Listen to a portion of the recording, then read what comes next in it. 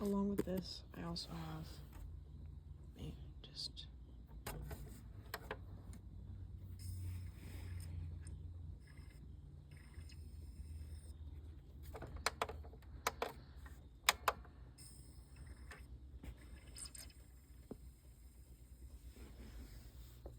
alongside these books, I also have one more books, but two, a VHS tape, which I find pretty cool.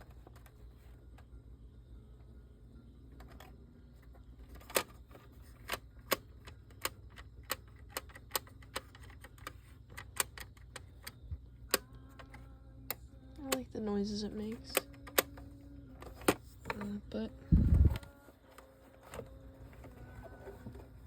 I should put this away, because that's not what this is about. This is about the reading. You crap can go back to where you were. And I'll keep this turtle with me. So this book is the 4th edition, revised and expanded, of the Audio Control Handbook for Radio and Television Broadcasting by Robert S. Oringel, apparently the Voice of America, which is a bold title, but I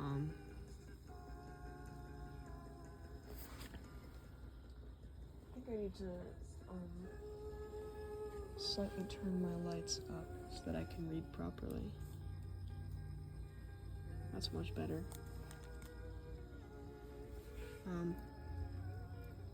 This 4th edition is, to all intents and purposes, a new text.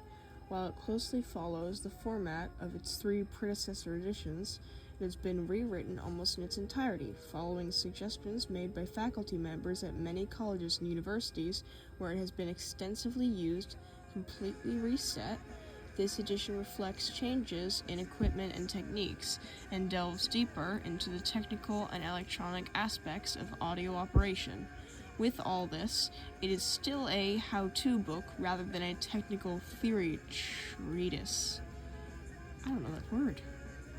New word. That's a vocabulary word, I guess, now. Here, in clear and non-technical language, are complete step-by-step instructions and full explanations of every phase of audio control in all types of broadcasting. The many diagrams and photographs, almost all of which are new in this edition, supplement the text. For the newcomer or seasoned professional, it is an entirely practical aid. What reviewers have said. Very effective in explaining the function and operation of all the units of audio equipment employed from the microphone through until the audio signal enters the line to the transmitter or network. AERT Journal.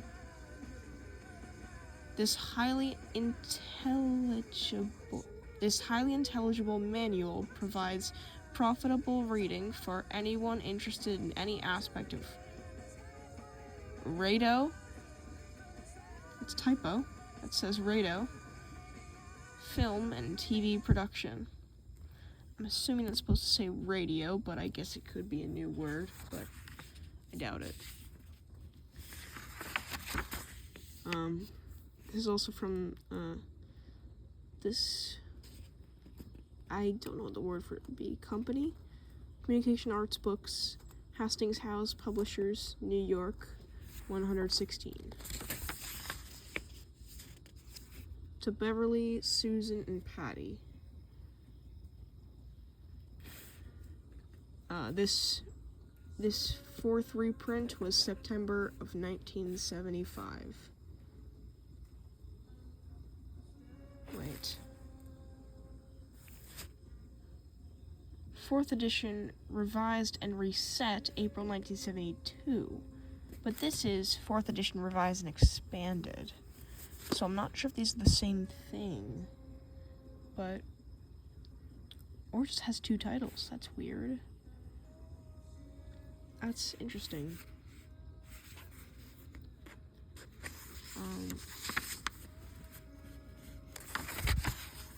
Preface. This 4th edition of Audio Control Handbook is to all intents and purposes a new text. Okay, this is just the this part is the same, okay? The author wishes to extend personal thanks to Mr. Charles D. Scher and Mr. Robert B. Smith of the VOA Technical Operations Division, to Mr. Al Hoagland of NBC, Mr. David Bull of ABC, and to Mr. Joseph Sturmer of the FCC legal staff for their critical reading of the manuscript. We wish to acknowledge the help of Mr. Robert J. Kent, who was our model for the hand signal photography, and Mr. Werner L. Mandelstam, who was the photographer. Finally, our thanks to the manufacturers and their representatives named below who lent the use of their equipment photographs to this edition of Audio Control Handbook. Ampex Corporation, American Telephone and Telegraph Company, Atlas Sound, Audio Instrument Company, Inc., Broadcast Electronics, Inc., CCA Electronics Corp., Electro Voice, Inc., Gates Radio Company, Gotham Audio Corp., Gray Research and Development Co., John Manville, just the one guy, McCurdy Radio Industries, Inc., 3M Company, Nagra Magnetic Recorders, Inc., Par Metal Products, RCA Broadcast Equipment Division, the Record Industry Association of America, Scully Recording Instruments Co., Sennheiser Electronic Corp., Shure Brothers, Inc., Sony Superscope, Sparta Electronics Corp., Switchcraft, Inc., that's a cool name, and Weston Instrument. From Robert S. Oringel, Washington, D.C., April 1972. Okay, so it is 1972. So it is revised and reset, not revised and expanded.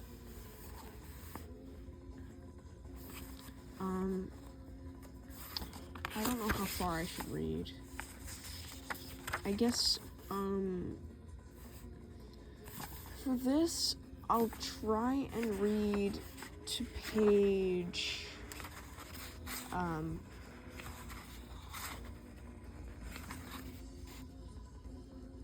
page 21. That seems pretty realistic. Since the day in 1920 when KDKA went on the air with the first commercially licensed radio station, the need for trained audio operators has been ever increasing. The tremendous expansion in the broadcasting industry in the last 10 years has highlighted the need for trained audio personnel.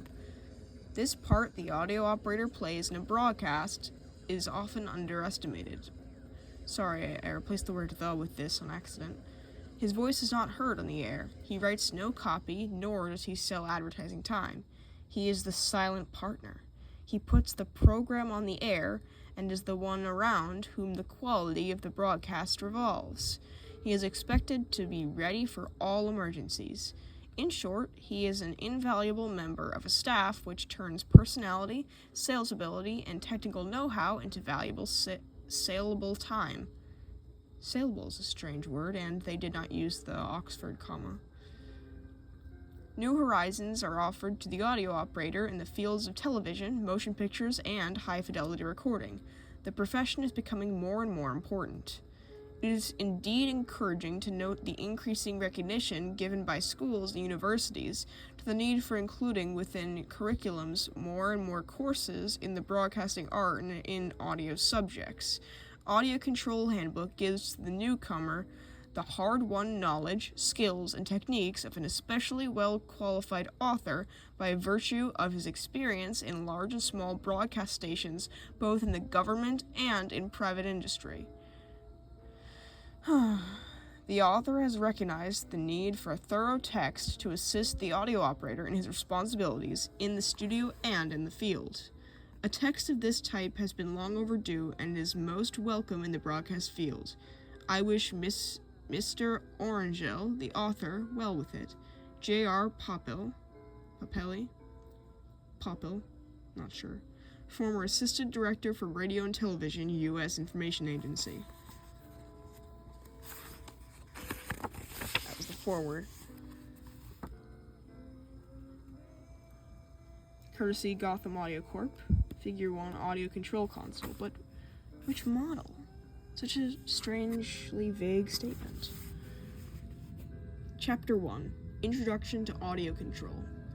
Audio controls the operation of all of the various types of electronic equipment that are found in the studios, and the control rooms associated with those studios, of a radio or television station, or of a recording company facility. The audio operator is the person who performs the control functions. He is also known variously as the technician, the engineer, and/or the sound man. We refer to him in this text as the operator, to remain neutral in a controversy that has many work practice and salary ramifications which have nothing to do with the job by whatever title. That's a weird statement.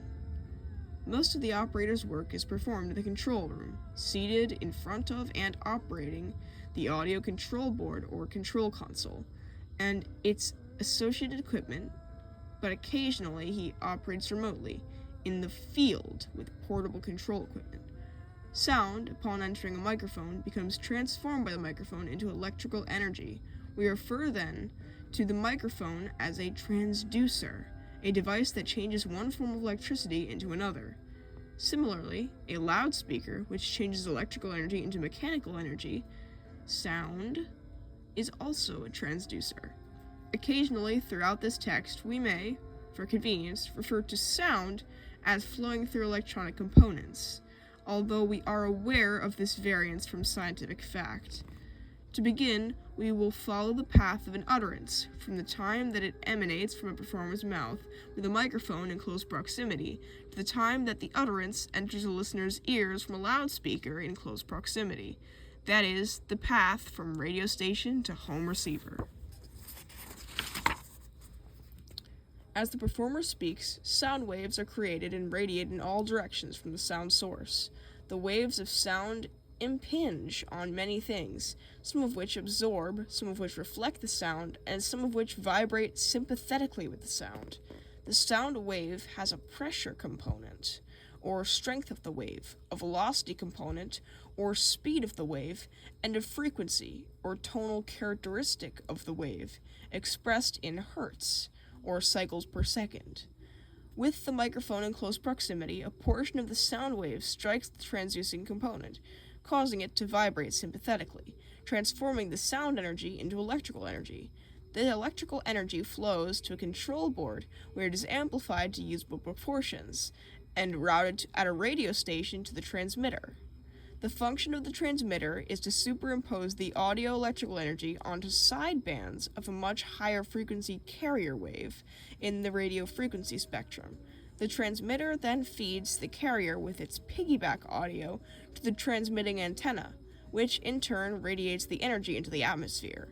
The radio receiver, too, has an antenna.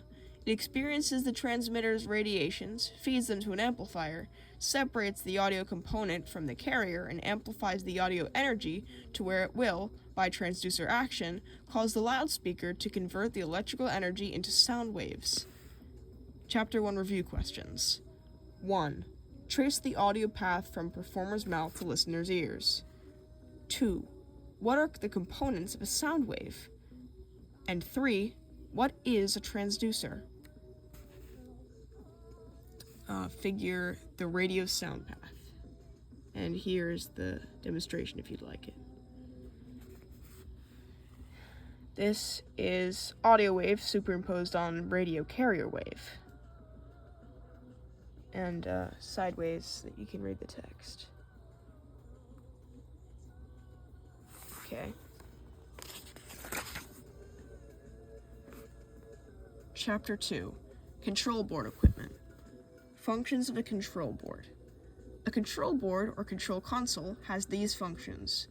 1. To amplify the relatively minute energy that it receives from microphones, record turntable heads, tape playback inputs, and remote sources to usable proportions with an absolute minimum of distortion and no loss of frequency response to that energy added by the console. 2. To provide a means of mixing and balancing the loudness proportions of the above-mentioned inputs, each against the others. 3. To control and route the amplified audio energy through program channels within the console to external points where a need for the program information exists. Control boards are electrically powered or battery powered in the case of some portable equipment and must be energized before use. The power switch for a console is often located on a nearby wall or other than directly on the console. In a control room new to him, an audio operator should ascertain the location of the power switch and the fuses or circuit breakers as well. A basic one microphone, one program channel console. We will consider first the basic features of a hypothetical console, which will be given the function of amplifying and controlling the output of one microphone. Control board equipment. I said it wrong the first time.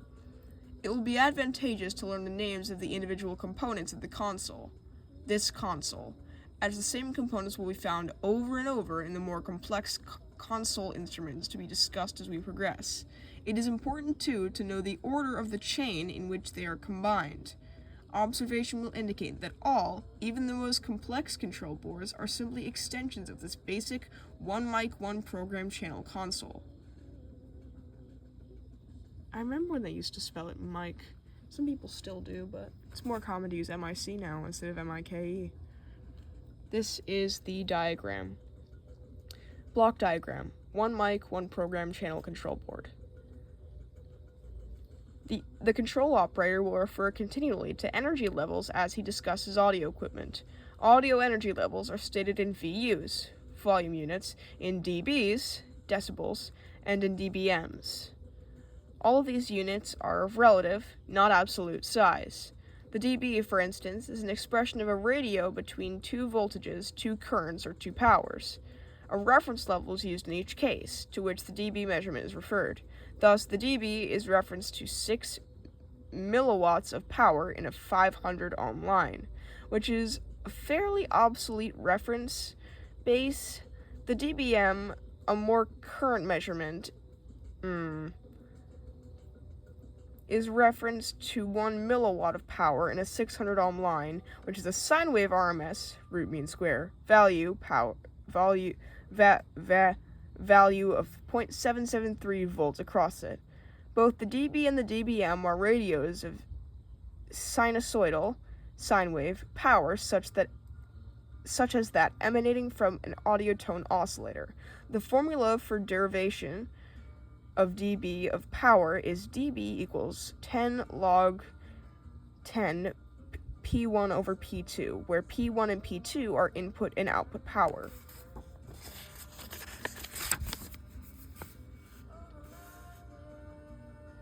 The VU is stated as a change of 1 dBm for a complex waveform from such as speech or music as differentiated from a sinusoidal waveform.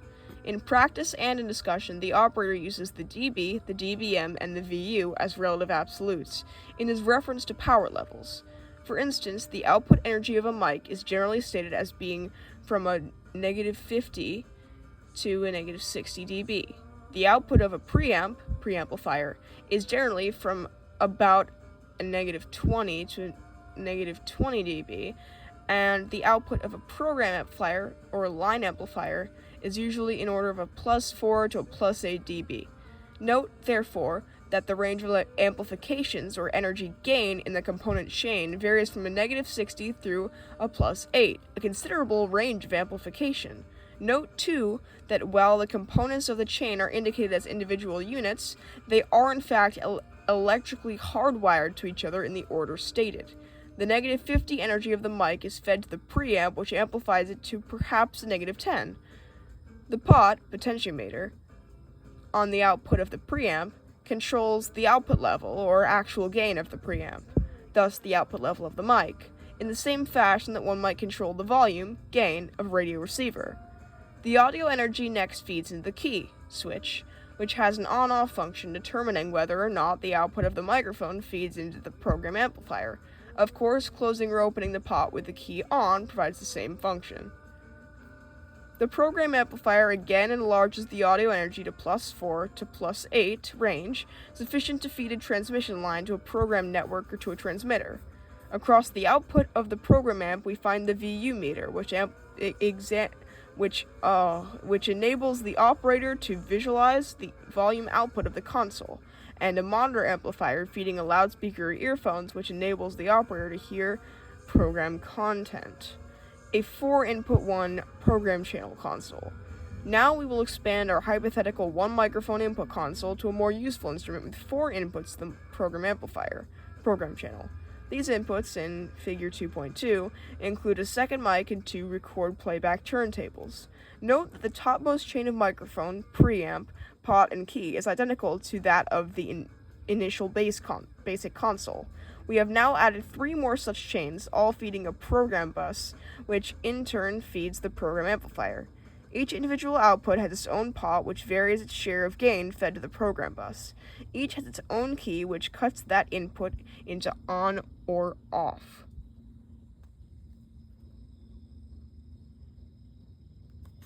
I'm assuming it continues on the next page of the bus. On the output of the program amplifier, we find a master pot, which controls the overall gain volume of the program channel. Across the output of the channel are the VU meter and the monitor amplifier, this time expanded to include a monitor pot to control the volume output of 2 monitor loudspeakers, one in the control room and one in the studio. You will have noted by this time that the control operator exerts his control through the manipulation of the keys and pots in the console. This pot, or potentiometer, is also referred to as a mixer, a fader, an attenuator, or as a variable pad. The VU meter, sometimes called the V1 VI volume indicator, is used by the operator for visually balancing the levels of the various console inputs, adjusting the pot as he watches the meter, as well as adjusting the overall level of the program channel output. Either or both mics may be utilized by throwing their keys on the on or program position and by riding gain on the appropriate pot or pots. Riding gain consists of turning the pod knobs, opening or closing them like water faucets, until the desired degree of volume is reached in the VU meter. The outputs of the record turntables are controlled in a similar manner. The master pot and the output of the program amplifier must be open for the program channel to be used, and similarly, the monitor pot must be up to enable utilization of the monitoring facilities. High-level inputs to the console. Discussion at this point has centered around low-level inputs to the console, levels of the order of -50 to -60. These inputs require a preamp to raise the gain to usable proportions.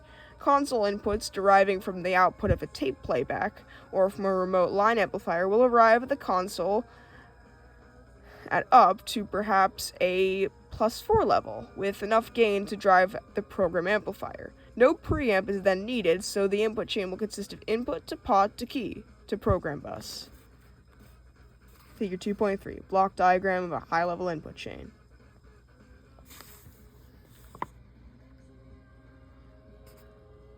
Last page of today. Pots knobs versus vertical faders. The traditional large round knobs on console pots, which open and close like water faucets, have been superseded by a more functional design on some modern consoles, particularly those with the console face, practically parallel to and rising up from the top of a desk, by vertical faders.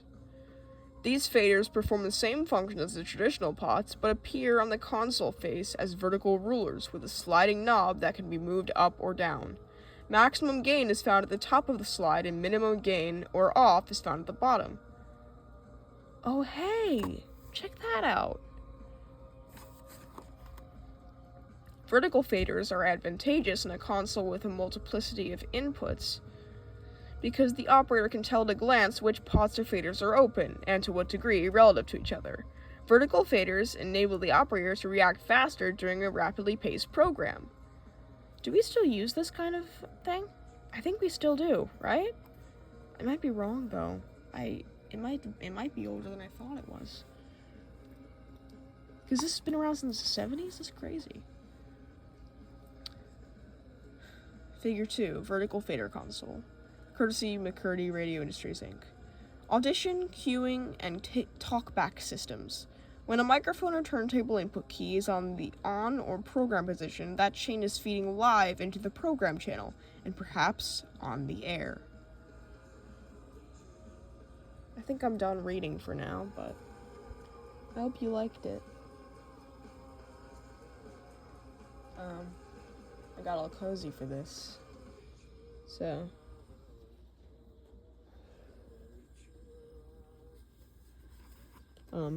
If you want more, let me know, because I only read to page 21, and if I wanted to, I could probably read more. So, bye-bye.